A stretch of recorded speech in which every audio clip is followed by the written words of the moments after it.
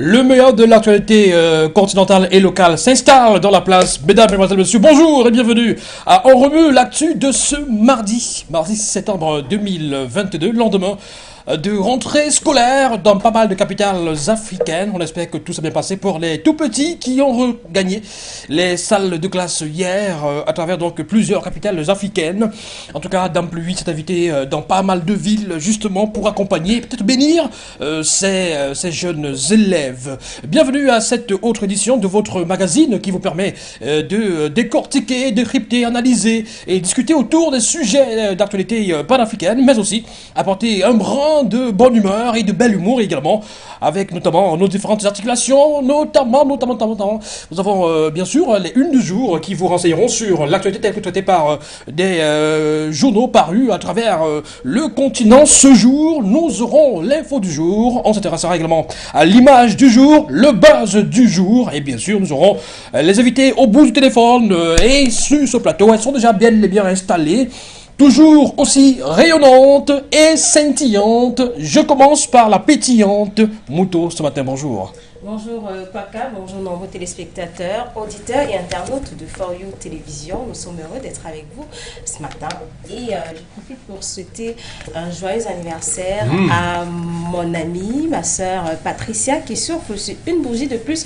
Aujourd'hui, je te souhaite tout le bonheur du monde. Elle nous regarde à l'instant. Patricia, happy birthday à toi. Voilà. C'est qui nous regarde depuis un coin du Cameroun et du monde, bien évidemment. On va également dire bonjour et réitérer notre bonheur de l'avoir sur ce plateau. Kwechu, good morning. Good morning. How are you this morning? I'm going fine. Good morning to all of you, listeners and televiewers. Et sur ce, je vais arrêter mon anglais et vous dire quand tu commences comme ça, il faut terminer. Et vous dire bonjour simplement. Que vous nous écoutiez. Merci d'être des nôtres encore ce matin. Et voilà, dans la bonne humeur, on est encore là pour partager un brin d'actualité avec vous. Merci. Ah bon? D'accord, c'est noté. Allez, merci à vous deux d'être toujours là et d'apporter beaucoup de rayons de soleil et de bonheur et surtout vos différentes articulations, vos différentes rubriques, vos contributions justement pour l'édification d'une société africaine des plus fortes. Bien évidemment, on va tout de suite commencer par le coup d'envoi, c'est le sujet du jour.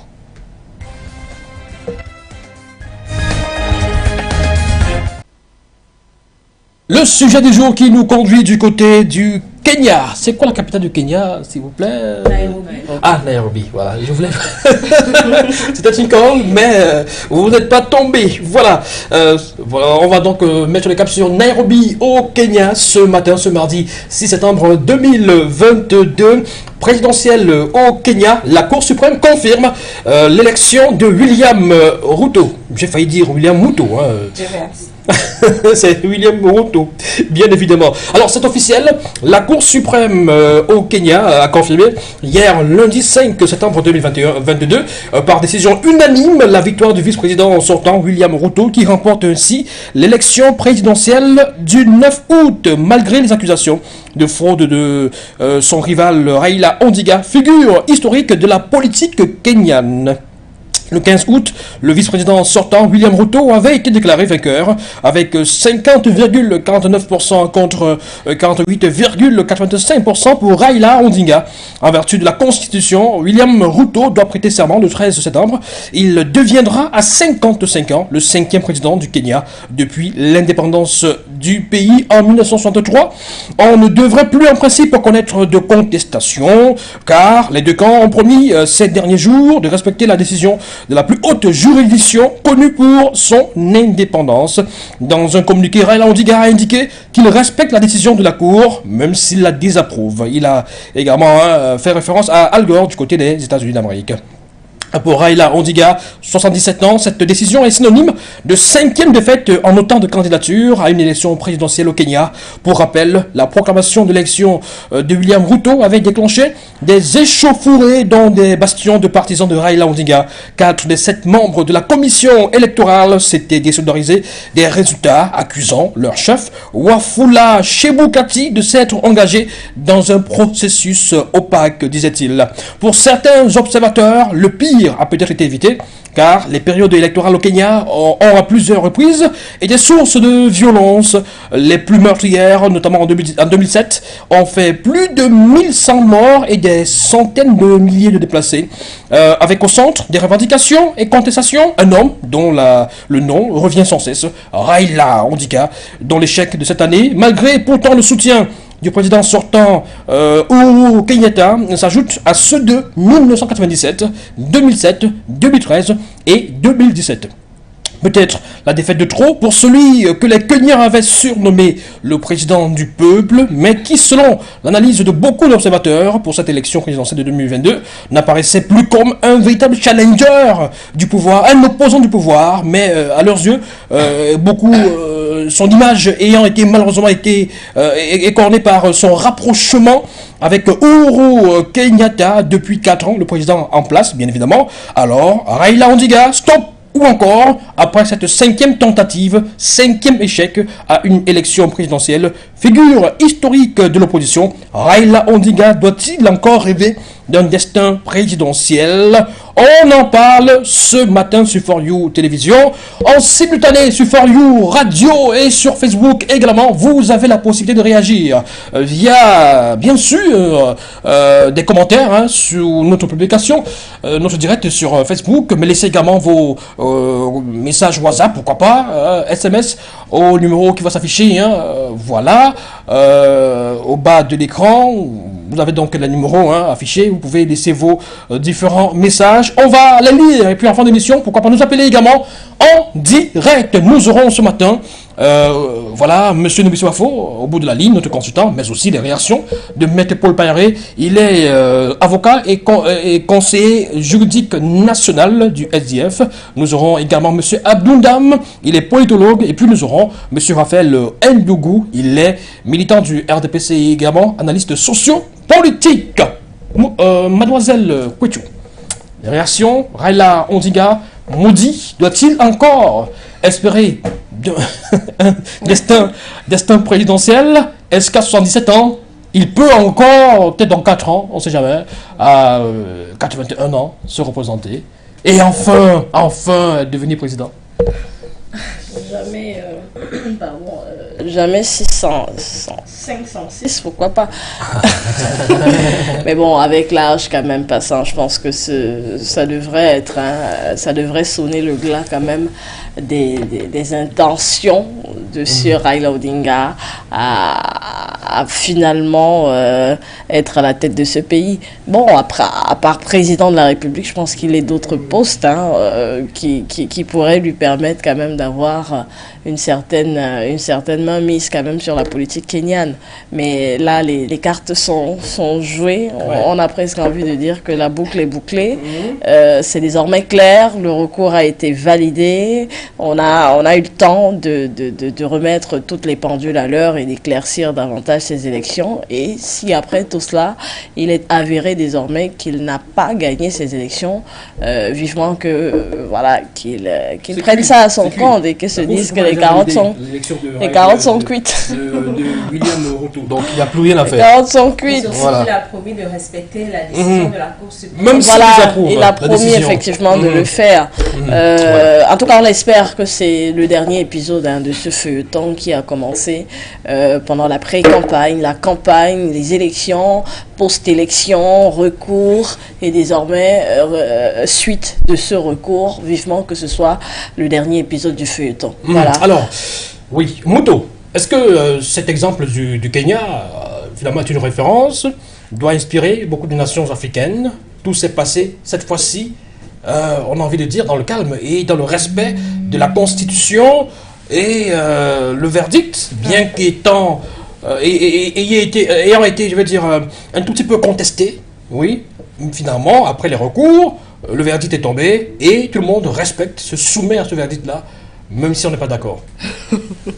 Même si on n'est pas d'accord, on n'a pas de choix. On a promis, Raila Odinga a promis de respecter la décision de la Cour suprême. Il faut donc qu'il la respecte. Je ne vais pas je vais le qualifier peut-être de malchanceux, mais voilà, et c'est ça, c'est la politique. Il faut bien qu'il se retracte, ou alors moi je le conseille même de se rapprocher de Raila Odinga, de William Ruto, pour au moins avoir une mainmise sur la politique dont il a tellement, dont il désire tellement. Donc il est assez... 77 ans, je crois que dans 4 ans, il sera à 82 ans. Voilà, donc à 81 ans, qu'est-ce qu'il pourra faire pour, voilà, pour le Kenya? Donc, il y a des gens qui, à 89 ans, ne savent pas encore s'ils seront au village ou s'ils vont se présenter. Donc, à 81 ans, il est parfaitement jeune et il jouit de toutes ses facultés. Surtout qu'il a tellement soif du pouvoir, peut-être. Voilà. Peut-être il va encore se présenter. En tout cas, on va suivre attentivement cette actualité du côté du Kenya. Voilà. On va revenir sur ce sujet dans les prochaines minutes avec notamment M. Nubisi Wafo, notre consultant, qui va l'analyser. On va également avoir les réactions des uns et des autres de nos invités ce matin également par téléphone. Mais tout de suite, on s'intéresse à l'info du jour. C'est parti.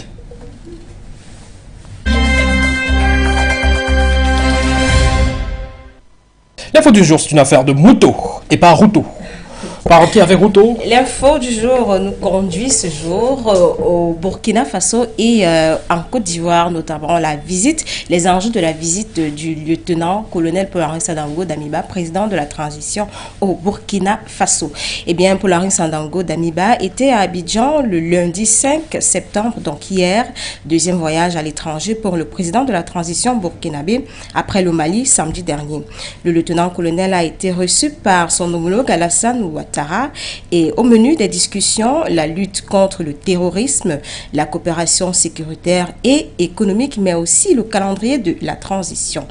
Début juillet 2022, la CEDEAO et la transition burkinabé étaient parvenus à s'entendre sur une durée n'excédant pas 24 mois, donc à compter du 1er juillet dernier, pour organiser des élections. Voilà, pour organiser des élections. Abidjan tient donc à s'assurer que ce calendrier sera respecté, comme l'a indiqué Alassane Ouattara, je cite. Au niveau de la CEDEAO, nous avons considéré que le Burkina faisait beaucoup d'efforts et devait continuer d'être soutenu et que nous devrions faire en sorte que vous puissiez établir un calendrier de la transition raisonnable et c'est ce que vous avez fait. Bien évidemment, la fin de ce processus doit être des élections démocratiques et le moment venu. Nous vous faisons confiance quant à votre décision de respecter les engagements que vous avez pris. Rassurez-vous, le calendrier sera respecté, répond en substance Paul-Henri Sandaogo Damiba. Les échanges pris au niveau de la CEDEAO seront respectés et la transition œuvrera en première partie à ramener plus de stabilité à l'intérieur du pays et organisera les élections pour un retour à un ordre constitutionnel normal. Au rang des priorités de la transition, la sécurité est en tête. Cette situation d'attaque terroriste concerne toute la sous-région. Voilà, selon les déclarations de Paul-Henri Sandaogo Damiba, nous devons tout faire pour continuer vous soutenir j'y arrive, acquiescer, voilà, le président ivoirien, plaidant pour un renforcement de la coopération militaire et l'échange de renseignements. Enfin, le président Damiba a plaidé pour que des solutions soient trouvées entre les autorités maliennes et ivoiriennes pour régler la question des 46 militaires ivoiriens toujours détenus à Bamako. On peut avoir un extrait, voilà, du discours des deux chefs d'État. D'accord. Je vais vous dire, Monsieur le Président, notre joie de vous recevoir aujourd'hui et vous dire combien ceci nous paraît normal puisque les liens entre la Côte d'Ivoire et le Burkina sont très anciens. La Côte d'Ivoire est en plein soutien à vos efforts et nous estimons que cette situation d'attaque terroriste concerne toute la sous-région et que nous devons tout faire pour vous soutenir et pour vous aider et aussi pour continuer d'échanger les renseignements, d'avoir une coopération au niveau de nos forces de défense et de sécurité, que ce soit au plan bilatéral comme dans le cadre de l'initiative d'Accra. Merci bien, Président Ouattara. Nous sommes là aujourd'hui pour vous témoigner notre gratitude pour l'accompagnement dont nous avons bénéficié et par votre expérience. Vous nous avez accompagnés dans le processus de recréer une meilleure cohésion sociale au niveau du Burkina. Et tout cela devrait nous amener à s'appuyer sur votre expérience, à s'appuyer sur l'expérience de la Côte d'Ivoire en matière de cohésion, et pour davantage ramener un peu d'accalmie dans notre pays.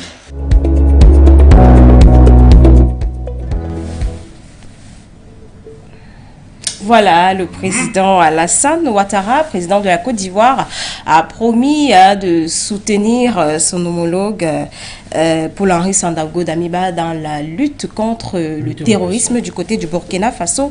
Et Paul-Henri Sandaogo Damiba a précisé qu'il va respecter la décision prise par la CEDEAO le 1er juillet dernier, donc organiser des élections démocratiques après 24 mois de la transition.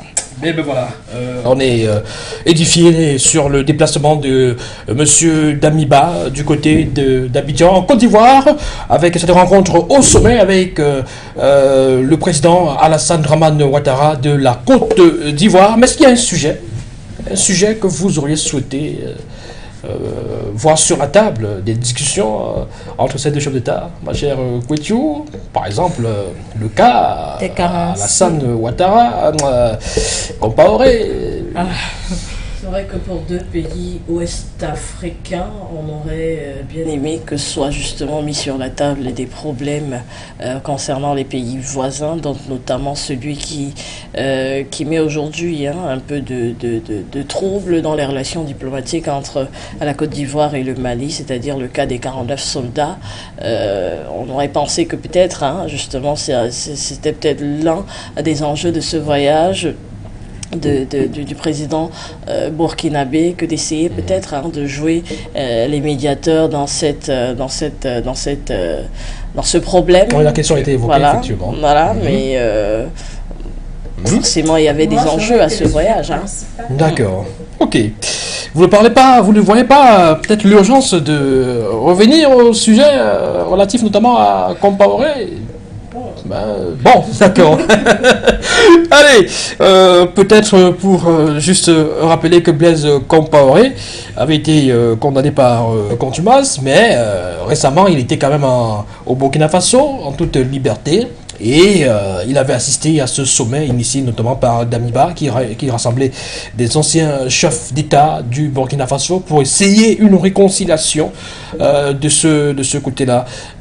Voilà, décrisper l'atmosphère politique de ce côté-là. Et beaucoup de personnes avaient justement souhaité que Blaise Compaoré puisse faire face en tout cas à la justice burkinabé, ce qui n'avait pas été le cas, était rentré tranquillement du côté d'Abidjan. Allez, on va s'intéresser, mesdames, mesdemoiselles, messieurs, à autre chose, notamment un petit tour d'horizon de l'actualité telle que traitée par les journaux parus dans diverses capitales africaines ce mardi 6 septembre 2022. Voici les unes du jour.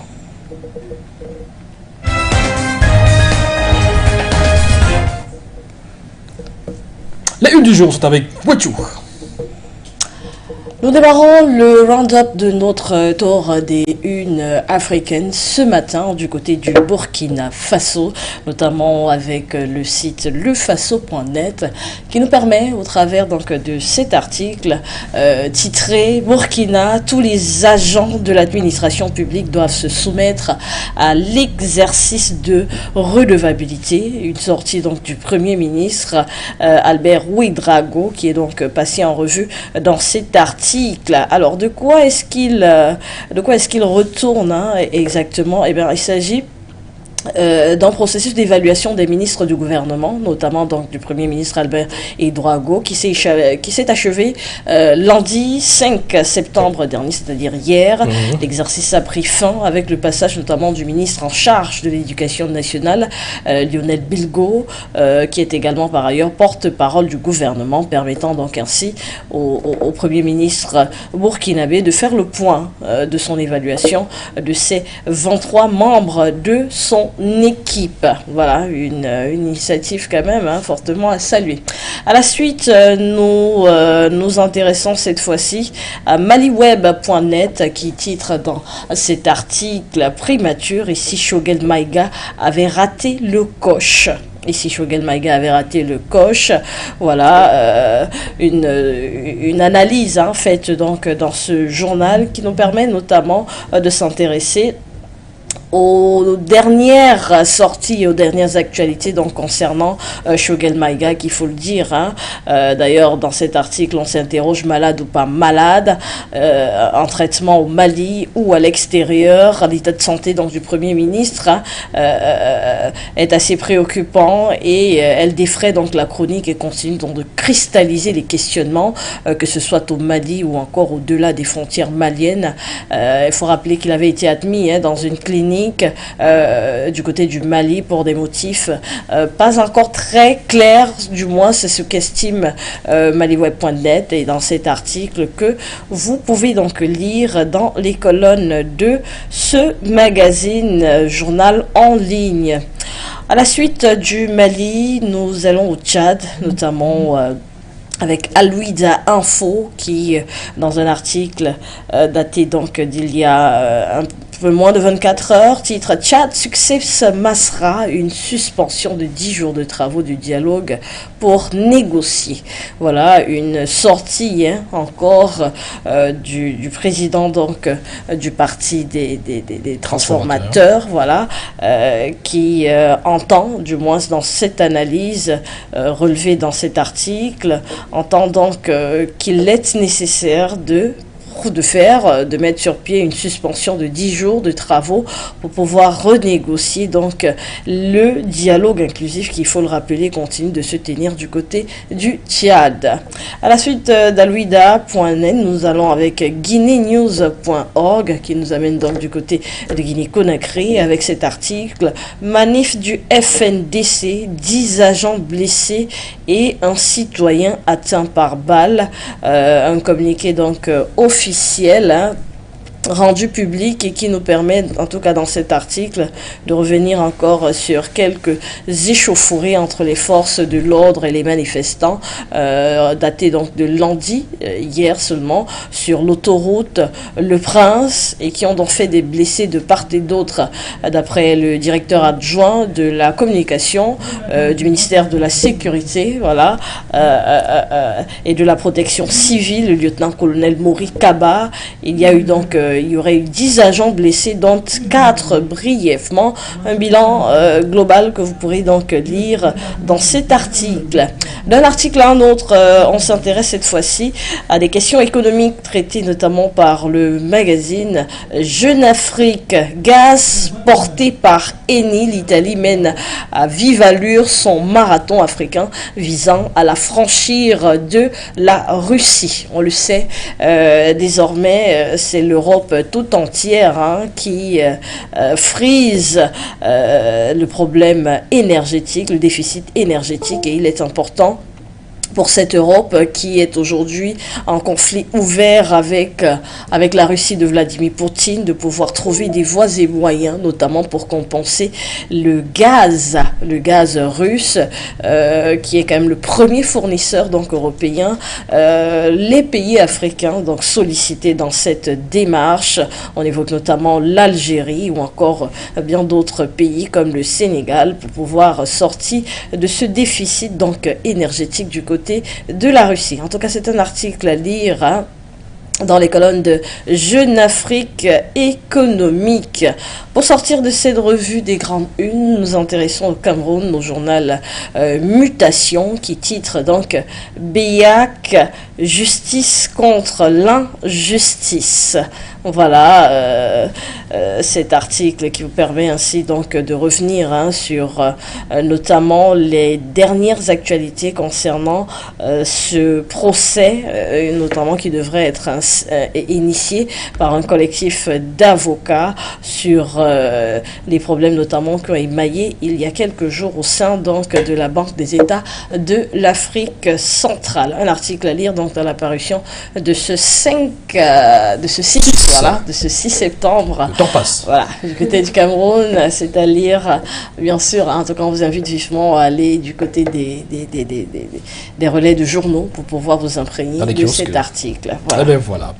Merci, ma chère Kwetu, pour cette revue des différentes unes ce jour, 6 septembre 2022. Merci à vous. Si vous nous retrouvez seulement maintenant, c'est On Remue l'Actu, c'est ainsi tous les jours, de lundi au vendredi, 10h45, 12h, et vous pouvez également nous retrouver désormais sur le canal 295 du bouquet canal SAT, bien sûr, si vous n'êtes pas connecté sur vos différents téléphones. On va tout de suite se connecter avec monsieur Numbisi Wafo.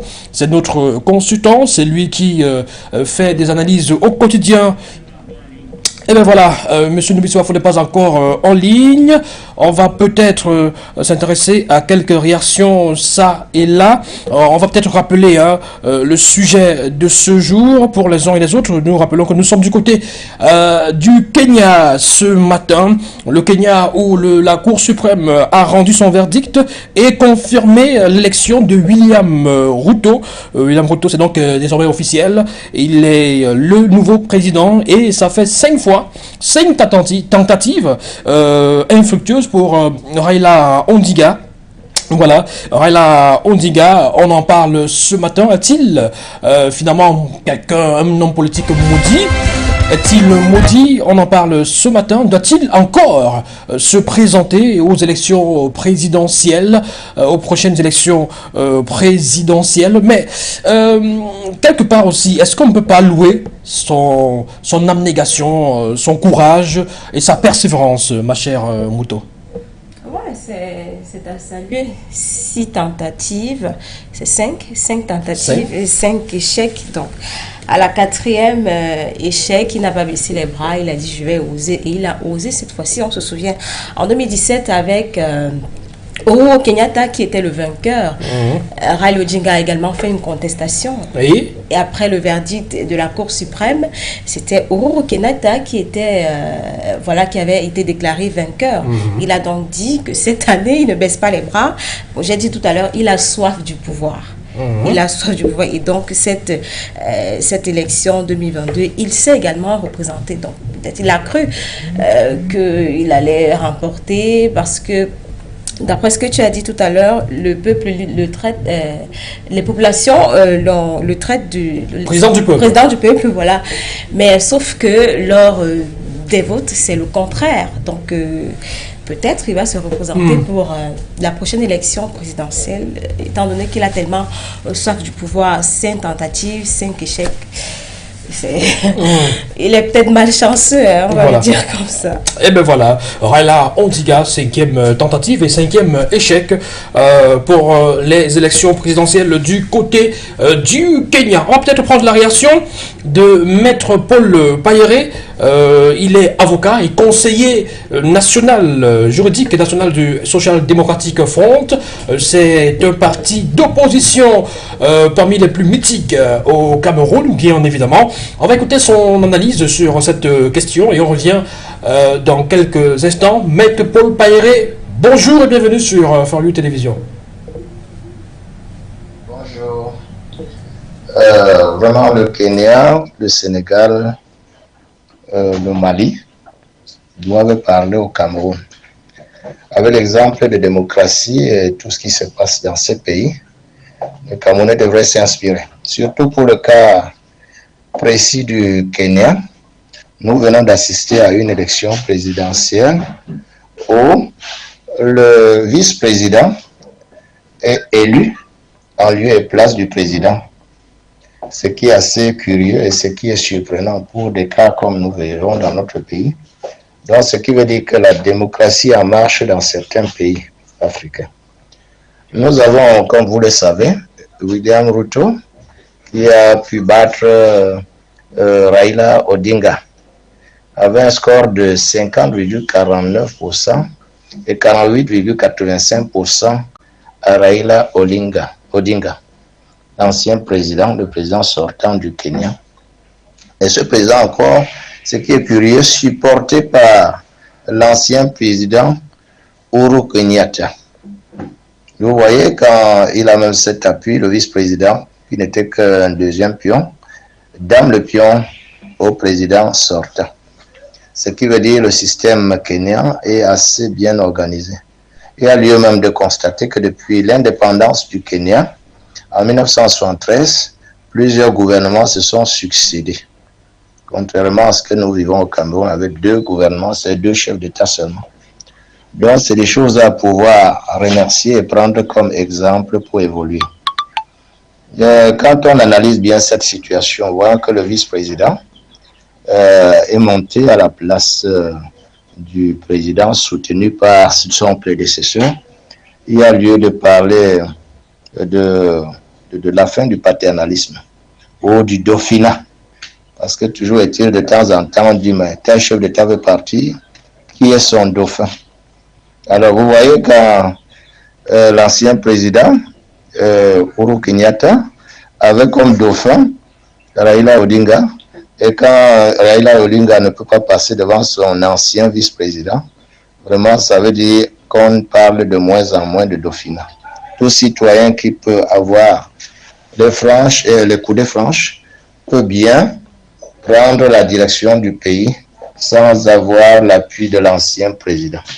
Dans le cas du Kenya, c'est un cas vraiment qui intéresse à 1000 lieues et nous devons encourager cette façon de faire. Le peuple kenyan, le peuple sénégalais, parce que les Sénégalais aussi, dans leur façon de faire, depuis leur indépendance, il y a eu plusieurs chefs d'État. Je crois, si j'ai bonne mémoire, pas moins de 5 qui sont passés à la tête du Sénégal. Et vous voyez les dernières élections, même au Sénégal, ce que ça a donné en termes de résultats. Donc, au Kenya, il y a eu, après ces élections, beaucoup de soulèvements, disons des contestations, c'est naturel en Afrique.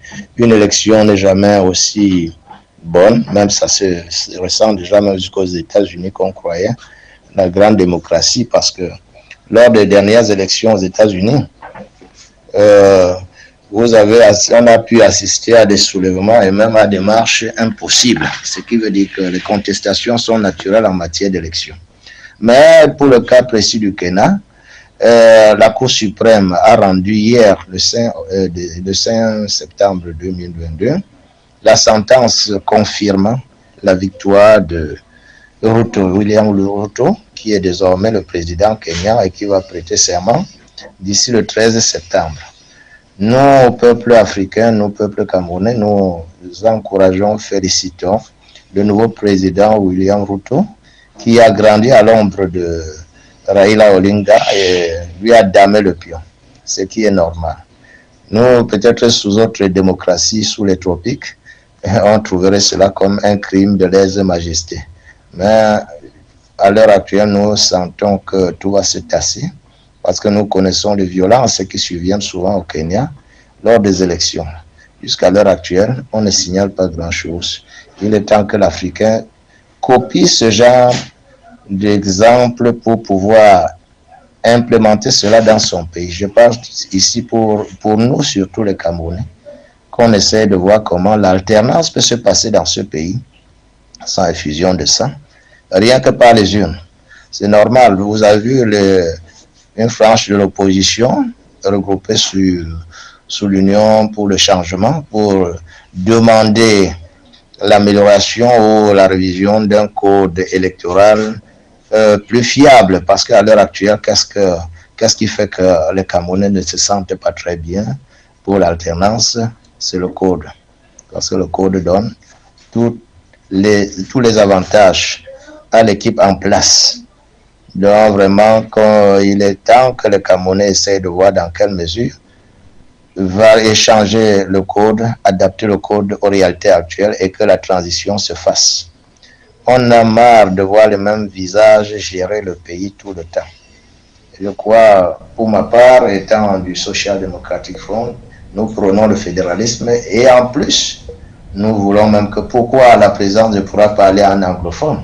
L'anglophone est aussi un Camerounais à part entière. Et voilà, donc Maître Paul Pailleret, conseiller national, conseiller juridique national du Social Democratic Front, avocat, voilà, mesdames, réaction en quelques secondes.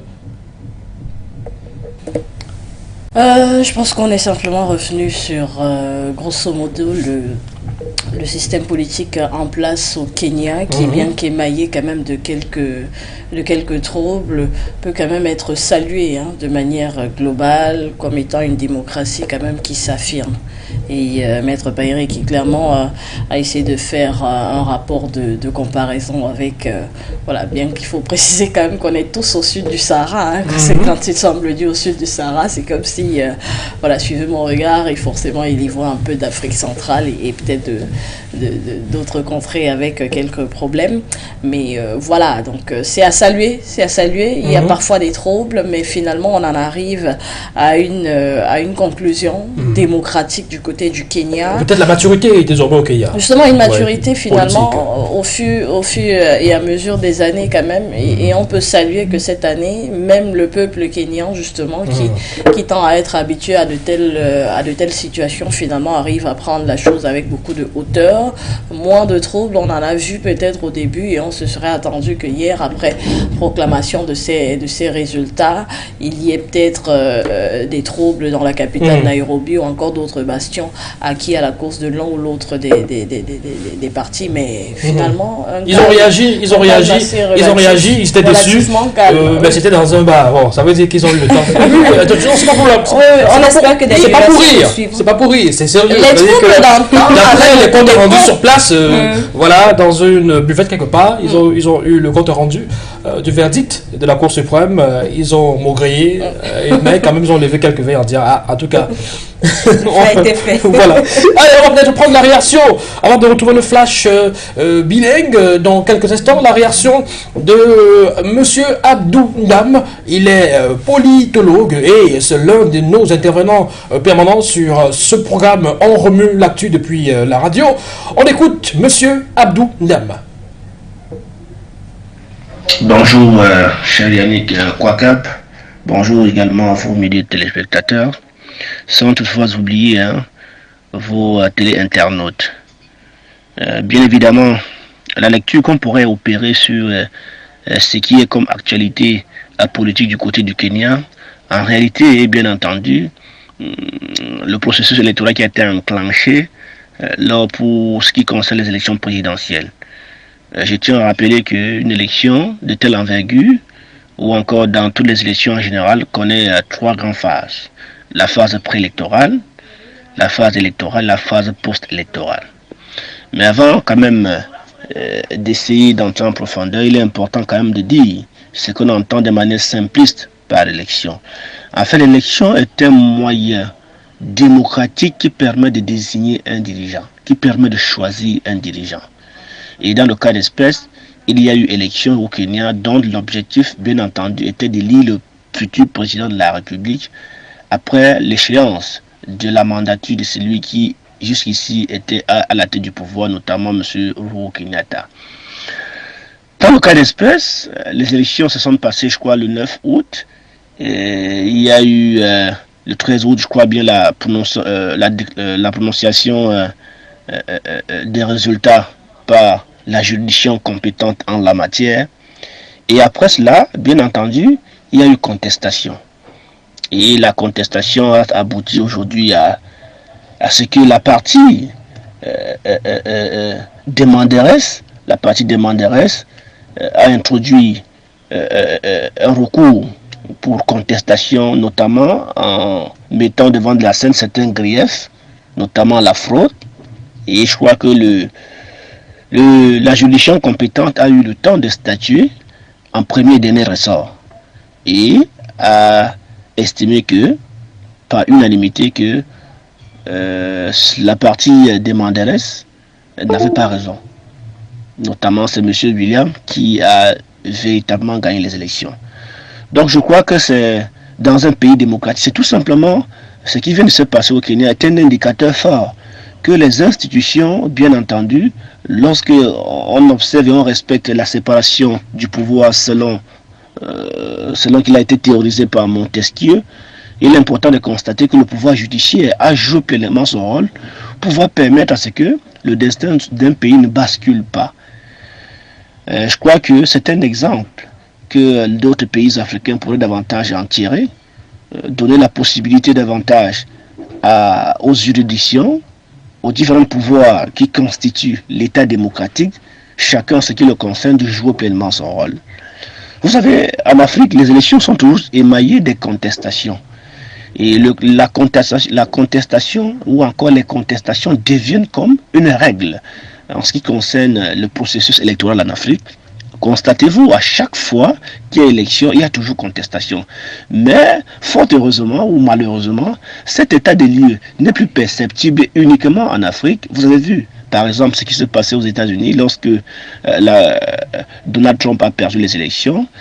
Je crois que les partisans de M. Donald Trump avaient contesté les résultats tels que proclamés par la juridiction compétente en la matière. Et les pro-Donald Trump ont envahi le Capitole. Et vous savez pertinemment, historiquement parlant, que les États-Unis se positionnent comme un modèle de démocratie. Donc, la contestation aujourd'hui se positionne comme une forme de pratique politique que la plupart des personnes dans le monde entier essayent à chaque fois de s'illustrer. Pour dire qu'en réalité, la contestation n'est plus l'apanage des peuples africains. Donc, pour me résumer, ce qui s'est passé au Kenya est tout simplement la démonstration d'un état de droit, la démonstration d'un état qui, en réalité, respecte le sacro-saint principe de la séparation du pouvoir, et le peuple, en réalité, ma foi, qui se soumet, bien entendu, aux dispositions légales qui régissent notamment l'organisation et le fonctionnement d'une élection présidentielle et d'autres élections par ricochet. Donc, pour ma part, je salue tout simplement la maturité ou encore le degré de responsabilité, bien entendu, de la juridiction compétente en la matière, notamment la Cour suprême. Je respecte également la maturité, bien entendu, de la partie demanderesse, qui en réalité respecte bien entendu les décisions de justice. Et pour sortir, je respecte également la maturité du peuple kenyan, qui en réalité a fait preuve d'une responsabilité véritable, manifeste, en se soumettant, bien entendu, à cette décision de justice. Vous savez, l'un des grands constitutionnalistes camerounais l'avait si bien martelé, je cite, lorsque la Cour suprême, à l'époque, statuant en lieu et place du Conseil constitutionnel, lorsque cette institution rend une décision, cette décision est perçue comme un dogme. Ça veut dire qu'en réalité, cette décision, la décision de justice, en la matière, notamment en termes d'organiser et de proclamer les résultats d'une élection, lorsque cette juridiction rend sa décision, cette décision est insusceptible d'aucun recours. Donc voilà, mon cher Narcisse, et c'est un dogme. Et je crois que M. Narcisse, voilà la lecture très simpliste qu'on pourrait faire de ce qui se passe du côté du Kenya. Donc très bonne émission à vous, je vous remercie. Merci, monsieur Abdou Ndam. On va peut-être passer le bonjour à Narcisse Moto, qui nous regarde depuis un coin de la ville de Douala, un coin du Cameroun. Mesdames, Mesdemoiselles, Messieurs, dans quelques instants, nous aurons l'image du jour. Nous aurons monsieur Noubissibafo au téléphone et nous aurons la réaction de Raphaël Ndougou sur cette question, le sujet de ce jour. Mais pour le moment, tout de suite, place à l'actualité. Voici le flash. On commence avec celui en langue française.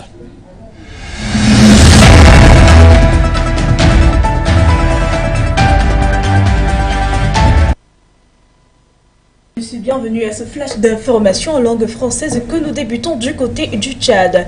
Suspendu depuis samedi dernier, le dialogue national inclusif et souverain a finalement repris le lundi 5 septembre 2022 après la levée du blocus du siège du Parti des transformateurs et la libération des militants arrêtés durant le week-end dernier. C'était justement l'occasion pour les différents participants de tabler autour de l'agenda officiel des discussions. L'objectif du Présidium, étant de boucler les échanges le 5 octobre prochain. Précisons que cette reprise intervient après un week-end mouvementé. Le bouclage du siècle du Parti des transformateurs, le levé Success Mascra, a fini par être levé tard le samedi soir. Et les militants de la formation arrêtés ces derniers jours ont été libérés. C'était en matinée, ont confirmé les dirigeants du parti. Et selon les transformateurs, 279 personnes avaient été arrêtées. Les autorités, elles, n'ont pas communiqué sur le sujet. Certains ont regagné le siège du parti pour écouter leur leader. Et puis parlons de toute autre chose. Dans une requête déposée le mercredi dernier à la Cour constitutionnelle de la Centrafrique, le bloc républicain pour la défense de la Constitution du 30 mars en abrégé BRDC, a souligné qu'il s'oppose farouchement à toute tentative de modification de la Constitution telle qu'initiée par le président centrafricain Faustin Touadéra. Après l'annonce par le président Touadéra le 12 août dernier, la tenue prochaine d'un référendum constitutionnel, le ministre chargé du secrétariat général du gouvernement, Maxime Balalou, a déclaré à l'issue du Conseil des ministres extraordinaire du 15 août que le gouvernement avait l'autorisation de l'Assemblée nationale pour mettre en place une assemblée constituante. Et puis sortons par là. Suspendu depuis samedi dernier, nous vous l'annoncions justement, c'était du côté du Tchad. Suspendu donc samedi dernier, le dialogue national inclusif et souverain a finalement repris le lundi 5 septembre 2022. Ceci après la levée du blocus du siège du Parti des transformateurs et la libération des militants arrêtés durant le week-end dernier. Ceci à l'occasion justement des différentes participations qui ont dû tabler autour de l'agenda officiel des discussions. L'objectif étant bien sûr de boucler les échanges le 5 octobre prochain. Et précisons que cette reprise intervient après un week-end mouvementé. Le bouclage du siège du parti Les Transformateurs, le Success Mascra, a fini par être levé, c'était dans la soirée du samedi. Et les militants de la formation arrêtés ces derniers jours ont été libérés le matin, ont donc confirmé les dirigeants du parti. Et selon les transformateurs, 279 personnes avaient été arrêtées. Les autorités, elles, n'ont pas communiqué sur le sujet. Et certains ont même regagné le siège du parti. Donc écoutez leur leader. C'est tout pour ce flash en langue française. Les programmes se poursuivent.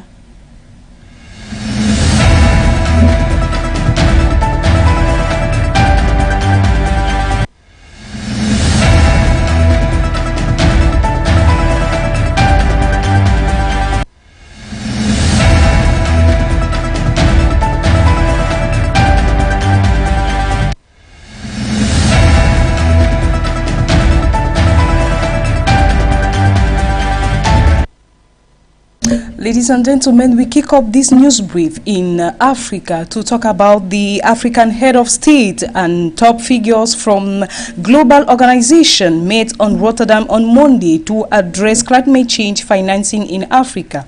Rich countries said they will spend about $25 billion to boost Africa's efforts to adapt to climate change as the continent continues to struggle with drought, cyclones and extreme heat, according to officials. The amount promised by the Africa Adaptation Acceleration Program is billed as the largest ever adaptation effort globally.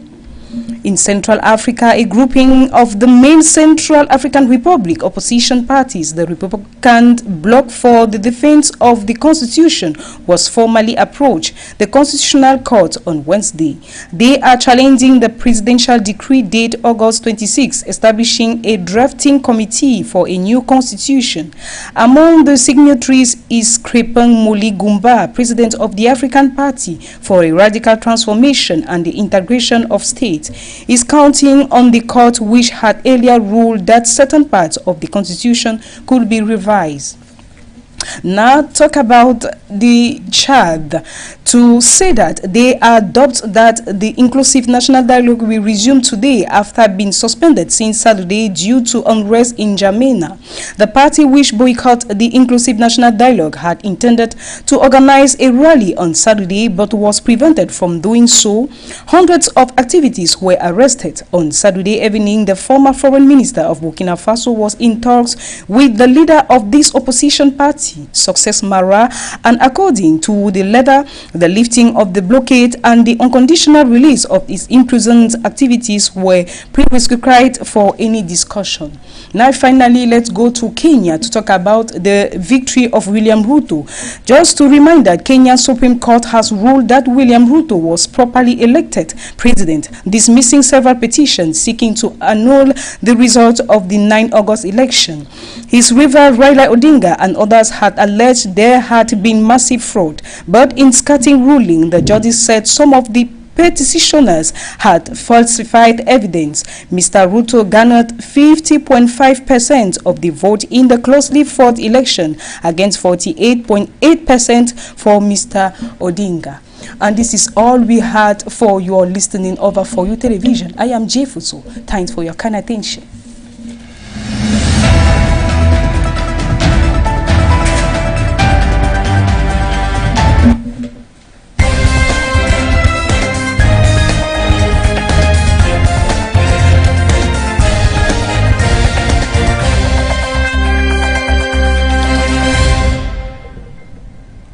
Thank you so much, Jay Forso, for the news brief today. You ended with Kenya, and we are talking about Kenya today on this Tuesday, 6th September 2022. Okay. Can we continue in English, please? Do you want us to continue in English? Until the end of the program. Let us continue in French. I think that's better. Hey, your country is a bilingual country. Allez, on va s'intéresser à l'image de ce jour. C'est une affaire, comme d'habitude, une signature mature de Kwetu, signature mature, sans rature. Ensuite.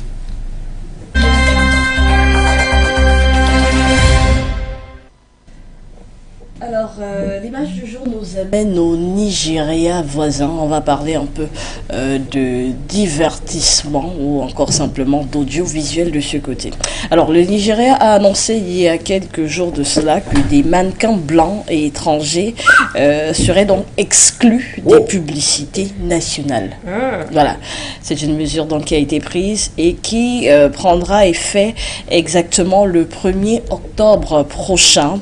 Le Nigeria donc qui décide de mettre en avant les mannequins locaux afin de favoriser une représentation plus inclusive de la population. Le Conseil de réglementation de la publicité donc du pays a annoncé, c'était le 22 août dernier, l'interdiction de mettre en avant des mannequins blancs et des voix off aux accents britanniques dans les publicités nationales. Donc ça ne s'arrête pas qu'aux images, mais même au son des voix, aux voix qu'on entend. Donc c'est une ancienne colonie britannique, le Nigeria, il faut le dire, a obtenu son indépendance en 1960 et les modèles anglo-saxons et étrangers occupaient donc une place assez importante, donc prédominante au sein des campagnes marketing nigérianes et ça prendra donc fin à compter du 1er octobre prochain. Les entreprises qui s'opposeront à cette loi et qui continueront donc de collaborer avec des mannequins étrangers et à utiliser des voix off étrangères dans leur publicité devront simplement donc payer une taxe à hauteur de 100 000 naira, soit approximativement, on va dire en euros, dans les 240 euros, ce qui va en France CFA quand même dans un peu plus de 200-300 000 par là à chaque publicité donc qui devra intervenir et ne respectant pas donc ces nouveaux canons édictés. Voilà. Voilà. Écoutez, c'est peut-être un exemple à suivre au Cameroun. Ce serait compliqué un peu au Cameroun. Dans beaucoup de pays. Un bel exemple. Oui, au Cameroun, des mannequins étrangers, non. Oui, Stop. ça c'est clair. Mais pour les voix off. Les voix off étrangères. Alors, est-ce qu'on a parlé des voix off qui ont un accent britannique? Parce que là, c'est par exemple. Il faut savoir que d'une partie à une autre, il y a un accent qui prédomine et c'est assez compliqué de... Quand vous allez dans les castings, on vous demande d'avoir un certain ton. L'accent de l'Ouest, on vous demande l'accent du centre, d'une certaine façon, peut-être parce que écoutez, on a été habitué à cela, on a été moulé dans cet exemple-là, cette référence-là. Quand vous arrivez, vous parlez, si vous avez un ton de votre ethnie, c'est peut-être pas, ça passe pas très bien. Quand vous avez un ton For You Télévision, désormais sur For You Télévision, regardez, on remue l'actu. On remue l'actu, c'est avec Muto, c'est avec Wichu, c'est avec Yannick Renaud. Là, ça passe plus. C'est au Nigeria, tu peux le casting une fois. C'est une décision salutaire. Il faut bien qu'on mette nos talents, locaux. Africains, locaux, oui, et puis au Nigeria. C'est une très belle initiative. Je suis ravie de cette décision. Il faut que les mannequins blacks soient mis en avant de ce côté-là. C'est d'autant plus... la colonisation. C'est d'autant plus important que il me souvient, et vraiment c'est des petits propos que les gens tenaient sans trop s'en rendre compte. Dès qu'il y avait un blanc ou une image d'occidental dans la publicité, on lui accordait plus de crédit. On dit hey, Raya. La publicité, si on sent que l'entreprise aussi, ça c'est une entreprise. C'est comme si à contrario, dès qu'il y avait un visage blanc, ça voulait dire que c'est pas trop du sérieux. Il y a même les blancs. Il y a même les blancs dans même les blancs, ça veut dire que c'est vraiment sérieux. Rappelez-vous même à l'époque dans le cinéma, vous tourniez à l'époque un film ou un sketch, je sais pas trop quoi, quand il y avait un blanc.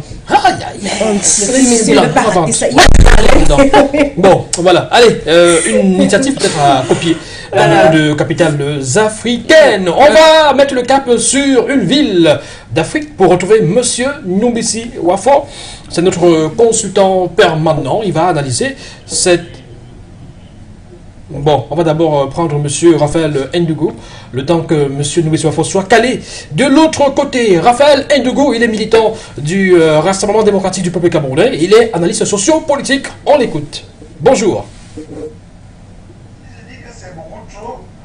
Yannick, vous devez comprendre que quand vous perdez, ce que ce soit même un examen, mais ou une élection la première fois, on dit que comme c'était la première candidature, la deuxième fois, on dit que on va mieux se préparer. Mais la troisième fois, la quatrième, c'est beaucoup trop. À la cinquième candidature même, il est soutenu par un ancien président. Jusque-là, il perd. Ça veut dire qu'il y a un problème. Est-ce qu'il n'a pas su regarder là où il a glissé la première, la deuxième, la troisième fois pour mieux se préparer? Est-ce qu'il n'a pas su tisser des alliances au cœur du pays avec les autres hommes politiques? C'est ça la grande interrogation. Et nous devons nous poser la question en Afrique, pourquoi quand on est à l'opposition, on a toujours la tendance à ne pas se mettre ensemble? Question de pouvoir challenger le candidat d'en face ou le candidat sortant. Aujourd'hui, c'est le vice-président sortant qui a gagné l'élection. Il est bien vrai qu'il est encore jeune, 55 ans, pour Raila Odinga, qui a 77 ans. Donc je crois que ceci doit donner des leçons, non seulement au Kenya, mais aussi à l'Afrique de manière générale. C'est d'autant plus que quand on est opposant, est-ce qu'on est opposant parce qu'on veut s'opposer? Ou alors on est opposant parce qu'on va apporter un souffle nouveau, parce qu'on va apporter une nouvelle orientation, parce qu'on veut apporter des nouvelles idées. Et quand c'est le cas, je crois donc que c'est ensemble parfois qu'on peut réussir à faire cela. Donc je crois qu'aujourd'hui il est important pour Raila Odinga de prendre sa retraite politique. Et dans son parti, il a certainement des jeunes, il a forcément des personnes qui peuvent également apporter une plus-value au sein de ce parti et qui peuvent dans l'avenir candidater et bien évidemment, pourquoi pas gagner l'élection. Et ce dernier, donc, Raila Odinga sera donc comme le conseiller de ce président, ou de son futur candidat. Je crois qu'il faut penser à la retraite aussi. Parce que de toutes les façons, perdre une élection 5 fois, c'est déjà quelque chose de pas bien. J'ai envie de dire qu'on doit tirer toutes les conséquences de cette perte-là et se dire, peut-être, je serais mieux caché derrière un candidat au sein de mon parti politique. Et bien voilà, Raphaël Ndougou qui s'est exprimé sur ce sujet relatif à Raila Ondinga, 5e tentative, 5e échec. Et Raphaël Ndougou estime qu'il y a sûrement un problème quelque part. Il n'a peut-être pas noué suffisamment d'alliances avec d'autres formations politiques ou d'autres têtes couronnées, d'autres leaders. Il était soutenu par le président. Le président, oui, mais qui peut-être aussi ne l'a pas aidé quelque part. Est-ce que le soutien du président sortant, Uhuru Kenyatta, son ancien challenger, son ancien adversaire, on se souvient par exemple en 2017, c'était très chaud. Entre les deux candidats, il y a eu des violences. Et pour s'entendre, après le recours de Raila Ondinga, il a fallu peut-être que les deux protagonistes fassent la paix et partagent, entre guillemets, le pouvoir. C'est-à-dire que Uhuru Kenyatta, président, et Raila Ondinga, vice-président, Premier ministre, pardon. Donc, est-ce que ce soutien-là, ce soutien de Uhuru Kenyatta et ce rapprochement entre Uhuru Kenyatta et Raila Ondinga n'a pas eu une conséquence, parce que Uhuru Kenyatta, président sortant, c'est peut-être une façon de sanctionner également le président sortant en votant celui qui était opposé à son candidat, au candidat qui le soutenait. On va peut-être poser la question à M. Nubisi Wafo, s'il est en ligne. En quelques minutes, on va s'intéresser à son analyse justement sur cette question. Au Kenya, M. Nubisi Wafo est-il en ligne? Est-ce qu'on peut l'avoir ce matin? Allô?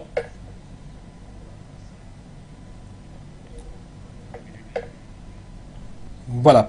Alors, M. Nubisi Wafo, dans quelques secondes, on le cale. On va rappeler que c'est le deuxième recours tenté par Raila Ondinga dans l'histoire des élections au Kenya, parce qu'en 2017, il a justement fait un recours, il a contesté les élections. La Cour suprême l'a débouté, comme cette fois-ci. Alors, on va récapituler. 5 tentatives, 5 échecs, 2 recours, on appelle ça quoi, déboutement?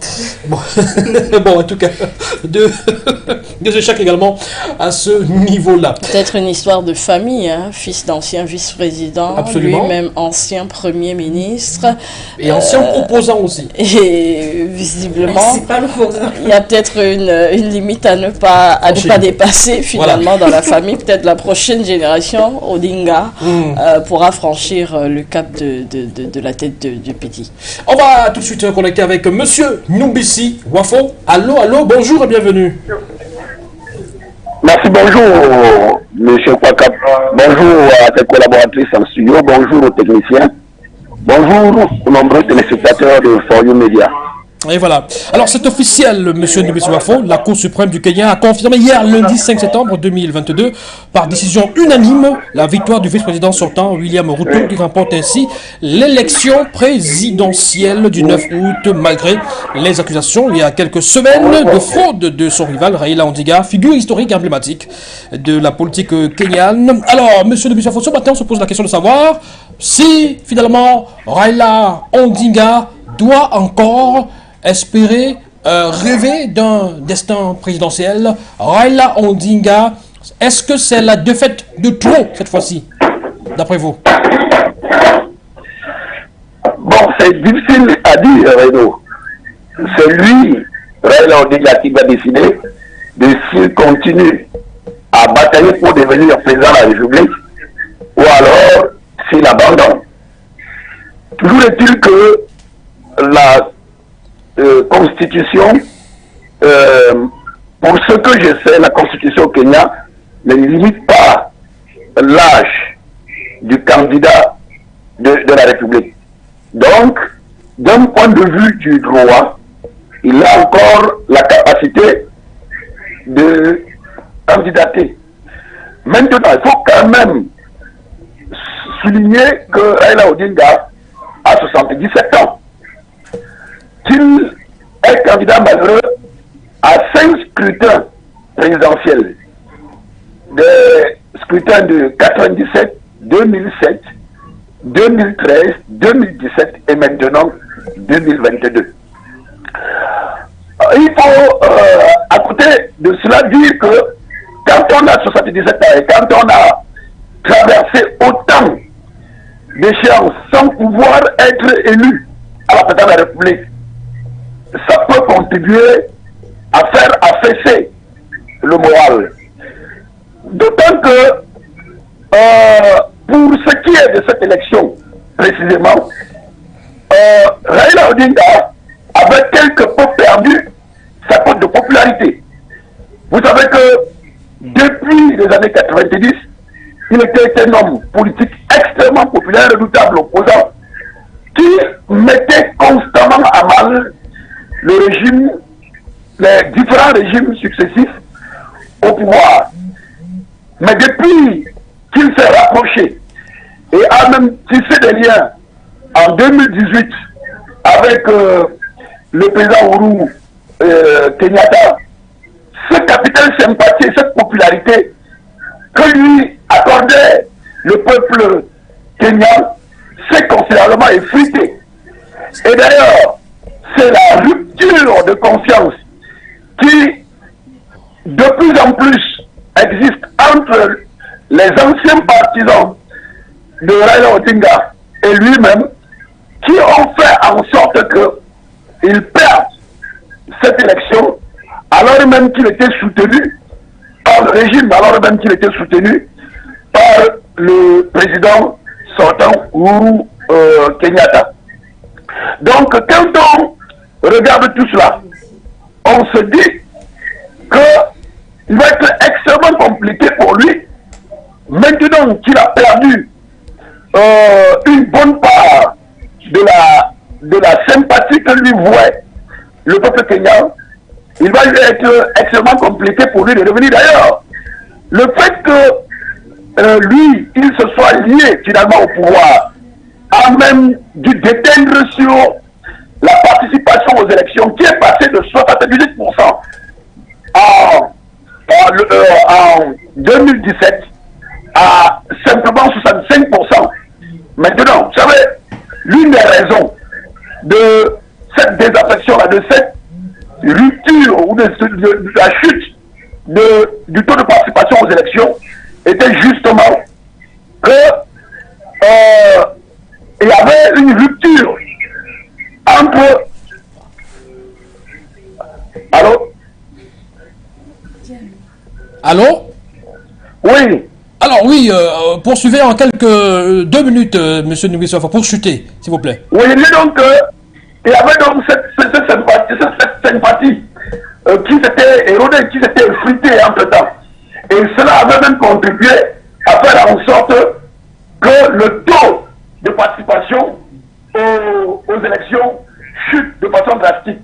Parce qu'aujourd'hui, l'une des raisons avancées pour la baisse de cette taux-là, c'est la rupture de la confiance qu'il y a entre le peuple et les hommes politiques qui de plus en plus font ami-ami et donc qui sont considérés par la population pour que ce soit de l'opposition ou du pouvoir comme faisant partie de la même caste, ayant la même philosophie et donc devant nécessairement promouvoir les mêmes pratiques. Merci, monsieur Nubisofa, pour cette contribution de ce matin. Mieux vaut tard que jamais, monsieur Nubisofa. Beaucoup de courage à vous et excellente journée. Je vous entends très mal. Oui, je dis excellente journée à vous, monsieur Nubisofa, et merci pour votre contribution. Bonne journée à vous, en studio, bonne journée à tous ceux qui nous ont écoutés. Au revoir et à demain. Merci, monsieur Nubisofa. C'est sur ce qu'on va peut-être sortir. On n'a pas le temps de s'intéresser au buzz, décidément, avec notamment ces maillots de l'équipementier One All Sport. J'ai failli dire One Love. One Love Sport. Allez, ce fut un plaisir d'être avec vous ce matin encore.